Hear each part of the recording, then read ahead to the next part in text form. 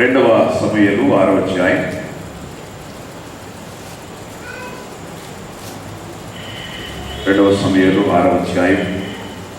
20వ వచనాన్ని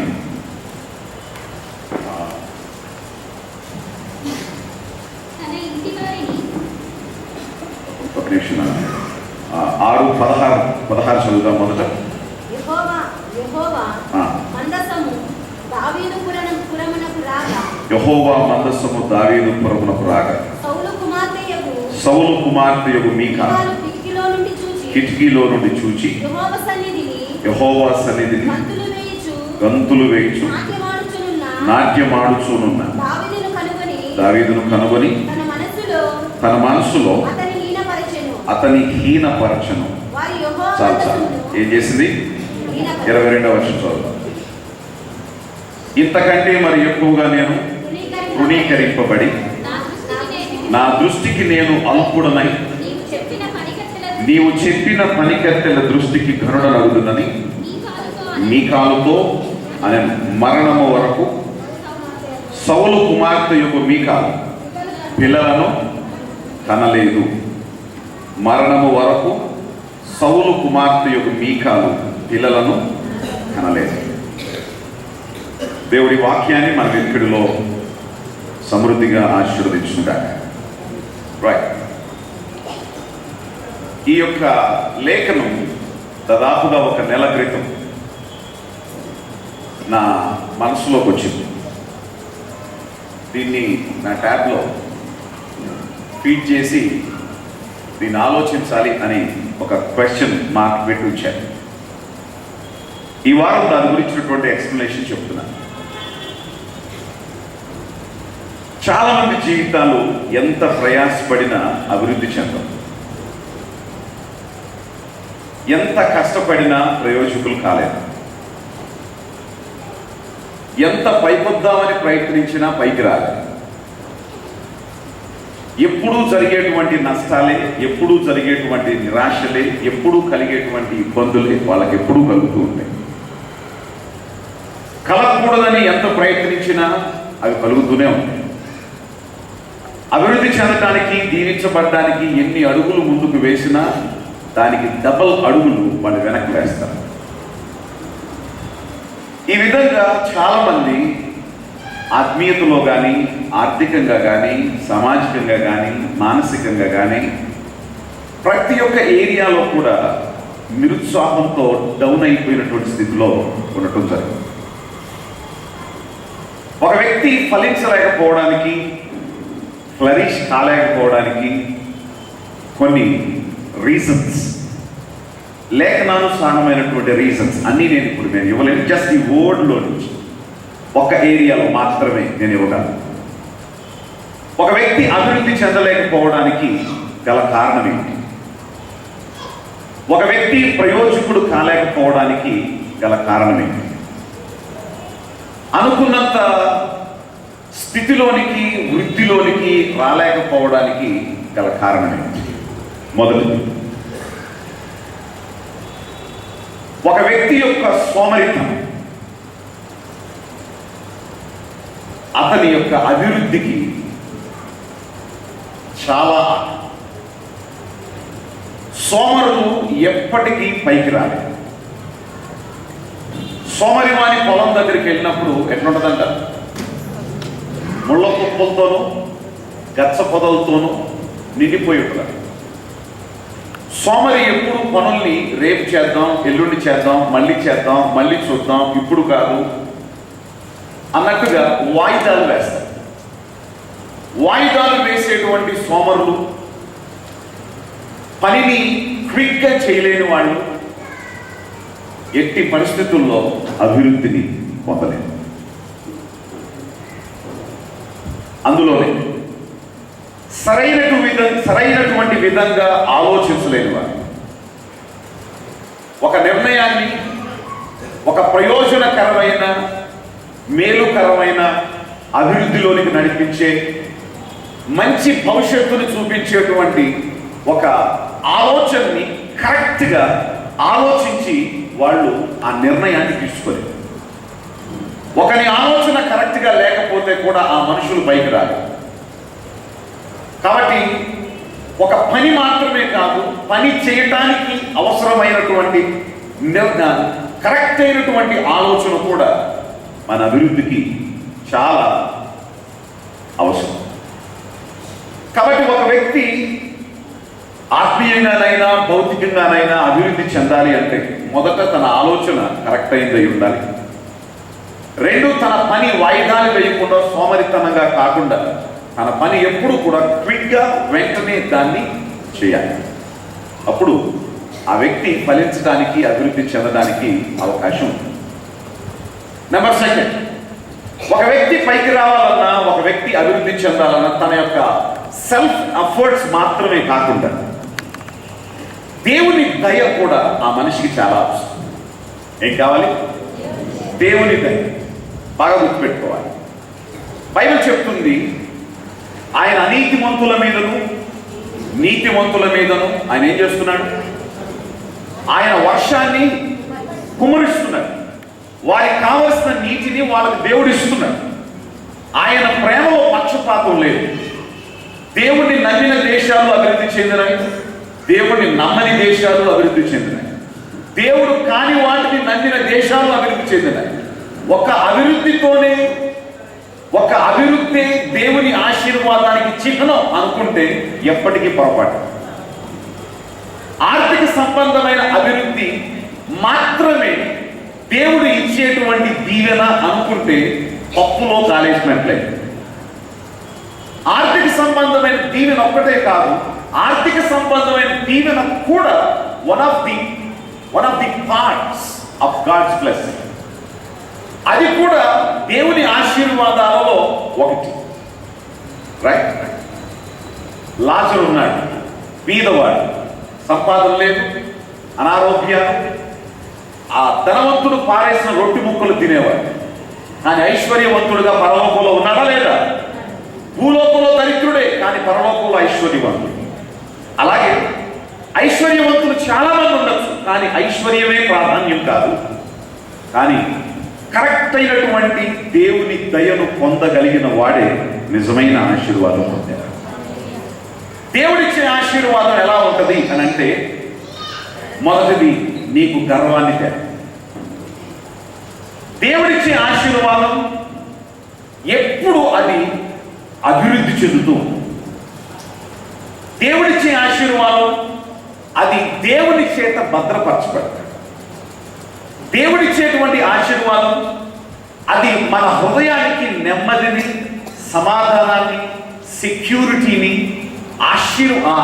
ఆహ్లాదాన్ని నీ మనసుకు కలుగు చేస్తుంది. డబ్బు పెరిగిందంటే టెన్షన్ పెరుగుతుంది. డబ్బు పెరిగిందంటే ఆలోచనలు పెరుగుతాయి. ఏ దొంగడు వస్తాడు, ఎవడు కిడ్నాప్ చేస్తాడో, ఏం జరుగుతుందో అని టెన్షన్లు పెరిగిపోతాయి, ఆతృత పెరిగిపోతుంది. ఎక్కడైనా తాళం వేసి, ఆ బీరువాకు తాళం వేసి, బెడ్రూమ్కి తాళం వేసి, ఇంటికి తాళం వేసి, తాళాలన్నీ జేబులో పెట్టుకుని నువ్వు రోడ్డు మీదకి వచ్చినా ఇంట్లో ఎవడన్నా దూరాడు, తాళం ఎవడన్నా పగలగొట్టాడు, బీరువా ఎవడన్నా తీసాడు అనేటువంటి టెన్షనే నీకు ఉంటుంది. ఎప్పుడో దేవుని వలన నీవు ఆశీర్వాదం పొందన. రైట్? దేవుడిచ్చే ఆశీర్వాదాన్ని దేవుడు భద్రపరుస్తాడు. దేవుడిచ్చే ఆశీర్వాదం నీకు నెమ్మదిగా ఉంటుంది, నీకు గర్వాన్ని తేదు, అహాన్ని తేదు, అహంభావాన్ని తేదు. అది దేవుని దగ్గర ఎప్పుడు నీకేం జ్ఞాపకం చేస్తుందంటే, అయ్యా ఈ ఐశ్వర్యానికి నేను పాత్రుడిని కాదు, నీ కృపే నాకు నా అర్హతని ఇచ్చింది అని నువ్వు ఎంతకైనా తగ్గించుకుంటావు. Praise the lord. ఎంతకైనా తగ్గించుకుంటావు. దీనుల ఎడల కృప చూపించడానికి, పేదవారికి మేలు చేయడానికి, అవసరతలో ఉన్న వాళ్ళకి సహాయం చేయడానికి నీ చేతులు ఎప్పటికీ పురచగా ఉంటాయి. సహజంగా ధనం పెరిగితే ధనమిచ్చిన మదమెచ్చును అన్నది తెలుగులో సామెత. గర్వం కూడా పెరిగిపోతుంది. ఆ కింద వాళ్ళని అర్థం చేసుకోవడం ఉండదు. కానీ దేవుని వలన ఆశీర్వదించబడిన వాడు వాళ్ళ బాధని, పేదల బాధని ఖచ్చితంగా ఏం చేస్తాడు?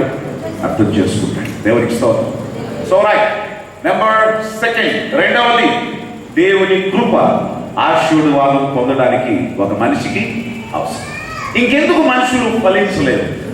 మూడవ రీజన్, బైబిల్లో నా కళ్ళకు కనిపించిన, ఈ మధ్య కనిపించినటువంటి ఒక చిన్న just it's not a deep subject, just ఒక క్లిక్. ఓకే రైట్, దయచేసి దీన్ని గమనించాలని మనం చేస్తున్నాం.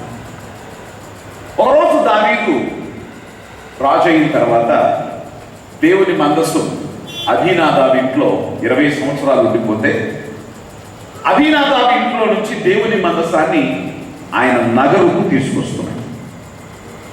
నన్ను అభివృద్ధి చేసినటువంటి ప్రభువేమో ఎక్కడో పారేసినట్టు ఉండటం ఏంటి, నేనేమో దేవదారు ప్రాణుల మధ్యలో కట్టబడిన విలాసవంతమైన భవంతిలో నేను ఉండటం ఏంటి, నా ప్రభువు నాకంటే గొప్పగా ఉండాలి అని ముందు ఆ దేవుని మందసాన్ని తీసుకునవడానికి ఆయన వెళ్ళి వాయిద్యగాళ్ళు వాయిస్తున్నారు, పాటలు పాడేవాళ్ళు పాటలు పాడుతున్నారు, ఆ మందసాన్ని మోసేవారు మందసాన్ని మోస్తున్నారు, ప్రజలందరూ దాని వెనకాల ఉన్నారు. దావీదు కూడా ఏం చేశాడు? రాజవస్త్రాలు తీసివేశాడు. ఏం తీసేశాడు? చర్చిలోకి రాగానే ఏ వస్త్రాలు తీసేయాలి మనం? ఉన్నాయా? చర్చిలోకి రాగానే మన డిగ్నిటీ వస్త్రాలు తీసేయాలి. నువ్వు ఆఫీసరో, నువ్వు ఉన్నవాడివో, నీకు ఏ గొప్పతనం ఉందో డజంట్ మ్యాటర్. ఈ అహాన్ని కలుగ చేసే వస్త్రాలు తీసి ఎక్కడ పడేయాలి? ఆ గేటు దగ్గర పడేయాలి. పడేసి ఏం వేసుకోవాలి? మామూలు వస్త్రాలు, విధేయంతో కూడిన వస్త్రాలు మనం ధరించుకుని దేవుని సన్నిధికి రా. Praise lord. రాజ వస్త్రాలు వేసుకుని మోకరించగలవా? చెప్పండి మేడం సార్లు. రాజ వస్త్రాలు వేసుకుని మోకరించగలవా? రాజ వస్త్రాలు వేసుకుని హల్లెలూయా అని చెప్పగలవా? రాజు ఎలా ఉంటాడు? చీవీగా కిరీటం పెట్టుకొని ఎవరక్కడ అంటాడు, కానీ వా అంటాడా? మన వస్త్రాలు తీస్తేనే మన నోరు సరిగ్గా మాట్లాడు. దేవుని సన్నిధిలో మనకి డిగ్నిటీలు లేవు. దావీదు రాజవస్త్రాలు తీసి పక్కన పడేసి నార బట్టలు ధరించి ఏం చేయడం మొదలు పెట్టాడు? డాన్స్ చేయడం మొదలు పెట్టాడు. రమేష్ గారు వేస్తారు చూడప్పుడు డాన్స్ చేయడం మొదలు పెట్టాడు. ఆ డాన్స్ ఎట్లుందంట? పిక్చర్ చూసారా? చేశారా? ఆ డాన్స్ ఎట్లుందంటే చాలా కష్టంగా ఉంది. నేను మరి ఏ చర్చికి వచ్చానో నాకు తెలియదు, కానీ ఒక చర్చికి బెంగళూరు ఒక 20 years బ్యాక్ ఒక చర్చికి వచ్చాను. ఆ చర్చిలో ఆరాధనలో మగోళ్ళు ఇటు ఆడవాళ్ళు అటు మొత్తం మిక్స్ అయిపోయారు. పాటలు అంతా కళ్ళు మూసుకునేలేండి. ఎవరు గుద్దుతున్నారో ఎక్కడ గుద్దుతున్నారో కూడా తెలియదు. అందరూ మిక్స్ అయిపోయారు. నేను మాత్రం వెనక నుంచి చూస్తున్నాను. ఆరాధన అంటే అదిగా ప్రవక్తల ఆత్మలు ప్రవక్తల స్వాధీనంలో ఉన్నాయి. దేవుడు అల్లరికి కర్త కాదు. మనం ఆరాధన చేస్తున్నప్పుడు you should join with God, not with somebody. అర్థమైంది? సందడిలో సడేమి అన్నట్టుగా తగులుకోవడం కాదు.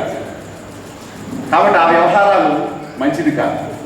ఓకే, ఒకవేళ మంచోళ్ళు ఉండొచ్చు, దాన్ని తప్పుగా ఉపయోగించిన వాళ్ళు కూడా ఖచ్చితంగా ఈ రోజుల్లో లేకపోలేదు. ఏమండి? సో రైట్, మొట్టమొదటిది డిగ్నిటీలు పక్కన పెట్టాలి.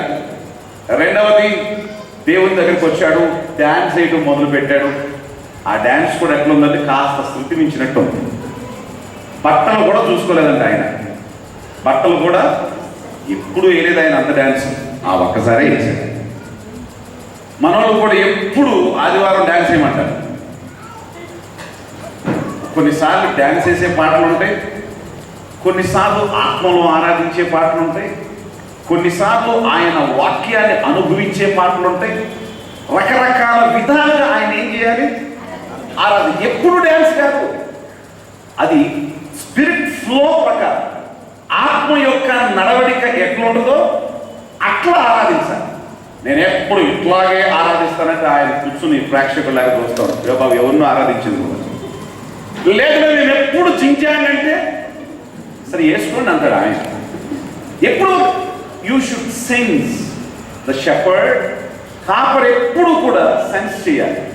ఈరోజు ప్రజెన్స్ ఈ ప్రక్క నుంచి వచ్చింది, ఈ ప్రక్క నుంచి కొంతసేపు వచ్చింది, ఈ ప్రక్క నుంచి కొంతసేపు కనబడింది. ఎప్పుడు కాపరికి ఆ డిజైనింగ్ ఉండాలి. ఏ పాట పాడాలి, ఈ ప్రజెన్స్ని ఏ పాట తీసుకెళ్తుంది. అందుకని నేను చాలా జాగ్రత్తగా డిసైడ్ చేస్తాను పాటల విషయం. పాట ఎప్పుడు కూడా గాడ్స్ ప్రజెన్స్ని, దేవుని సన్నిధిని ఆయన చిత్త ప్రకారం ప్రజల్ని నడిపించేది కాదు. నాకు తెలిసిన పాట నాకున్న గొంతులో నా భావంతో నేను పాడేస్తానని కుదరదు. అర్థమైంది? డిస్టర్బెన్స్. Okay, right. కాబట్టి దావీదు దేవుణ్ణి ఆరాధిస్తున్నాడు. మేడం, అందరు మేడంలు వచ్చేసారు. మేడం ఇళ్లలో కూడా ఉండకుండా వాళ్ళు కూడా ఏం చేశారు, అందరూ దావీదు గారు రాజుగారే సింహాసనం వదిలేసి, రాజ ప్యాలెస్ వదిలేసి ఏం చేస్తున్నారట, దేవుని సన్నిధిని తీసుకొస్తున్నారు. నడవండి హో అని ఊరోళ్ళు అందరూ వచ్చేసారు. మన మీ కాలు కాదు, ఎవరి ఏం కాలు, మేక్ కాలు కాదు, మీ కాలు ఎక్కడ కూర్చుంది, బెడ్రూమ్లోనే ఉండి కిటికీలోంచి చూస్తుందంట. కిటికీలోంచి చూస్తుంది ఎవరిని, దావీదు. కిటికీలోంచి చూస్తూ వస్తున్నటువంటి ఆ ప్రొసెషన్ చూస్తూ దావీదుని చూసింది. ఇది దావీదులాగా ఉన్నాడు, ఎవరైనా అని చూసింది. అరే దావీదు రంగే, దావీదు ఎంతే, దావీదు లావే, కానీ బట్టలు లేవు. కానీ రాజులాగా నడుస్తున్నాడా, కాదు. ఎక్కడ నడుస్తున్నాడంట, ఒక హీనుడు విన్నాడు. హీనుడు అంటాడు. ఏముంది, ఒక హీనుడు చూసి బరువు తీసి ఈ అనవసరంగా చేస్తున్నాడు. మా నాన్న ఏదో గులియాసుని చంపాడని చెప్పి వీడికి ఇచ్చి పెళ్లి చేసేసాడు. గొర్రెలోడు ఎట్లయినా గొర్రెలోడే అని చెప్పి మనసులో ఏం చేస్తున్నాడు,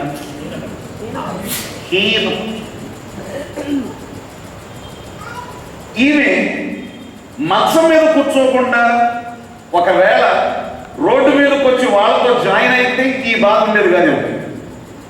ఈమె నేనేదో సపరేట్, నేనేదో హోదా కలిగిన దాన్ని, రాజుగారి కూతుర్ని అన్నట్టు అనుకుని ఈమె ఏం చేసిందంటే ప్యాలెస్లోనే కూర్చుంది. సహజంగా ప్రొసెషన్ వచ్చేటప్పుడు యూదుల ఆచారం ఏమిటంటే బాయ్స్ కంటే జెంట్స్ కంటే లేడీసే ముందుంటారు. అది కూడా యవనస్తులైన పిల్లలు చక్కగా పాటలు పాడుతూ తంబురులు వాయిస్తూ, సపోజ్ ఎవరు యెఫ్తా విజయాన్ని పొంది వస్తున్నాడు, ఆడపిల్లలు ఏం చేశారు, పాట పాడుతూ వచ్చారు. అట్లా ఆడవాళ్ళందరూ ఏం చేసేవాళ్ళు అంటే పాటలు పాడుతూ ఉండరు. ఇప్పుడు మన ఆడవాళ్ళం ఎక్కడ ఉంది, బెడ్రూమ్లో ఏసీలో ఉంది మేడం. మరి ఏం ఆలోచనలు వస్తాయి, పనికి మళ్ళీ ఆలోచనలే కదా వచ్చేది. హీనపరుచుకున్న వెంటనే జరిగిందేమో ఇది, హీనపరుచుకుంది. దీన్ని ఎవరు చూశారు, దేవుడు చూశారు. ఇమ్మీడియట్గా ఆమె గర్భాన్ని దేవుడు ఏం చేశాడంట, మూసేశాడు. ఇక్కడ మనం చూస్తున్నాం, చచ్చిపోయేంత వరకు ఆమె పిల్లలను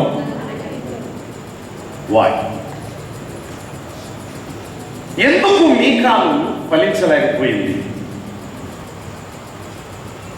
ఎందుకు మీకాలు గొడ్రాలుగా మిగిలిపోయింది,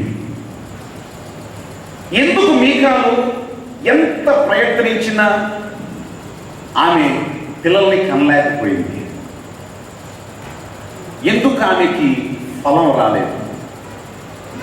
కారణం దావీదు ఎవరు, అభిషేకం. చెప్పండి ఎవరు? రెండు, దేవుణ్ణి ఆరాధించే ఆరాధన, దేవుని హృదయానుసారం. ఎవరైనా అతను ఏం చేసింది, రైట్. మీరు కంక్లూడ్ చేసే ముందు ఇంకొక మాట దగ్గర కూడా రండి. ఇప్పుడు 20వ వచనం చదువుదాం.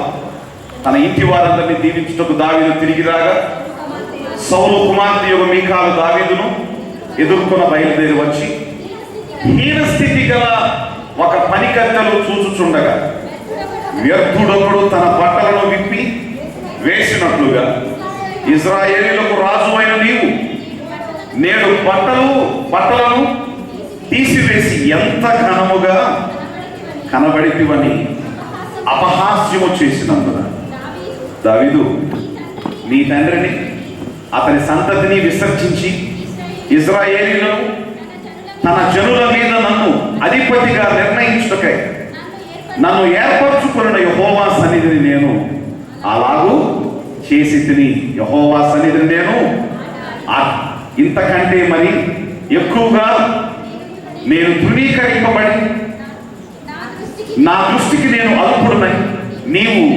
చెప్పిన పనికత్తెల దృష్టికి గరుడనవుదునని నీ కాలతో అనేను. ప్రజలందరినీ మందస్సాన్ని తీసుకొచ్చి ప్రజలందరినీ దావీదు ఏం చేశాడట?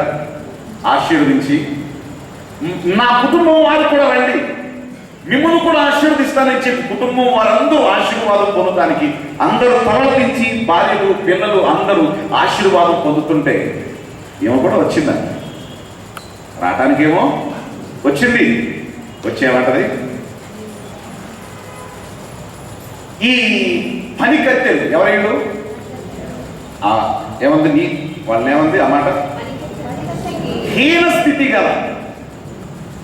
స్థితి గల నా పనికత్తెలు నాతో ఉండగా వాళ్ళు చూస్తూ ఉండగా ఒక వ్యక్తుడు ఒక వేస్ట్ ఫెలో బట్టలు తీసేసినట్లు నువ్వు ఇశ్రాయేలుకు రాజు అయి ఉండి ఏం చేశావు? వస్త్రాలు తీసివేసి డాన్స్ వేస్తావా? ఎంత ఘనంగా కనపడ్డావో తెలుసా నువ్వు అని చమత్కారం వేస్తావు. ఎంత ఘనంగా కనపడ్డావో తెలుసా నువ్వు అన్నాడు. అప్పుడు ఏం చేయాలి సార్? దావీదు డేవిడ్ గారి పేరు దావీదే, ఇంగ్లీష్లో పెట్టుకున్నారు ఆయన. ఏం చేయాలి? అంతమంది ముందు అక్కడ ఏమి ఘనంగా కనపడ్డావా? రాజుగారు మాట్లాడచ్చా? ఏం చేయాలి మరి? ఏంటే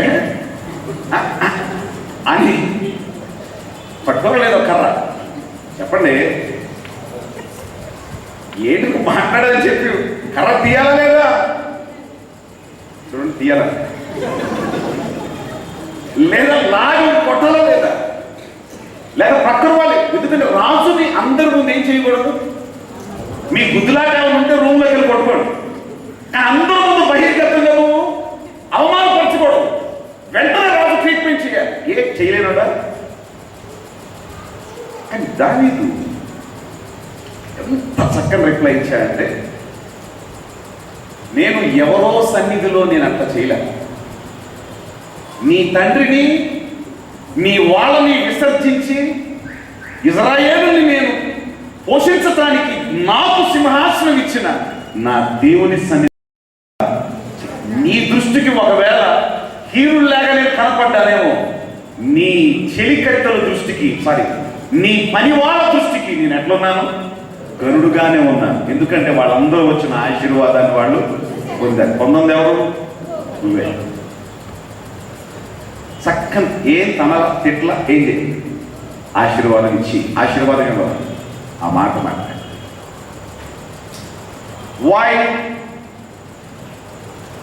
అవర్ బ్లెస్సింగ్స్ విల్ బ్లాక్? ఎందుకు మన ఆశీర్వాదాలు బ్లాక్ అవుతాయి? ఎందుకు మన ఆశీర్వాదాలు మనకు రావు? ఎందుకు మనం అభివృద్ధి చెందలేము? కారణం, దేవుడు నిర్ణయించిన అభిషేకాన్ని కావచ్చు,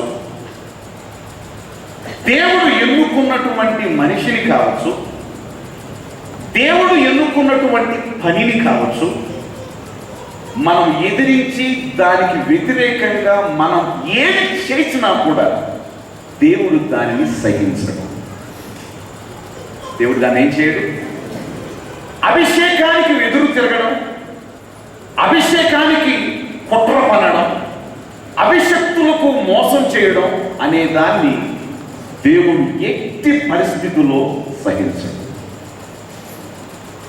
దాని పర్యవసానాన్ని అనుభవించక తప్పదు. ఎందుకు చాలా మంది క్రైస్తవులు అభివృద్ధి చెందలేకపోతున్నారంటే నాకు అర్థమైంది. ఇక్కడ వారు ఏ దేవుని వలన రక్షణ పొంది బాప్తిస్మం పొంది ఏ చర్చిలో ఉన్నారో వారి తోటి క్రైస్తవుడిని వీరు మనసారా ప్రేమించలేనటువంటి స్థితిలో ఉన్నారు. They hate their fellow Christian. వారి ప్రక్కన ఉన్నటువంటి వారి తోటి క్రిస్టియన్ని వీరు హేట్ చేస్తారు. వాళ్ళ మీద అసూయ పెట్టుకుంటారు, కక్ష పెట్టుకుంటారు, క్రోధం పెట్టుకుంటారు. ఎట్లా గురించి చెప్తారు? We have a biblical base. Rejection of anointing, అభిషేకాన్ని కానీ దేవుని పని చేసేదాన్ని కానీ నువ్వు రిజెక్ట్ చేస్తే కొన్నిసార్లు నష్టపోయే ప్రమాదం కూడా. ఈరోజు న్యూ జెరూసలేం చర్చ్ మనకు తెలుసో తెలియకో ఒకవేళ ఈ విధంగా కానీ మన నోరును మాట్లాడినట్లుంటే ఈరోజు మనం ఏం చేయాలి? క్షమాపణ దేవుని దగ్గర అడగాలి. క్షమాపణ దేవుని దగ్గర అడగాలి. నేను శుక్రవారం తుని మీటింగ్స్ ముగించుకొని ఏలూరు పాడొచ్చాను. అదంతా రాజుల ఏరియా, రాజుల డామినేటెడ్ ఏరియా.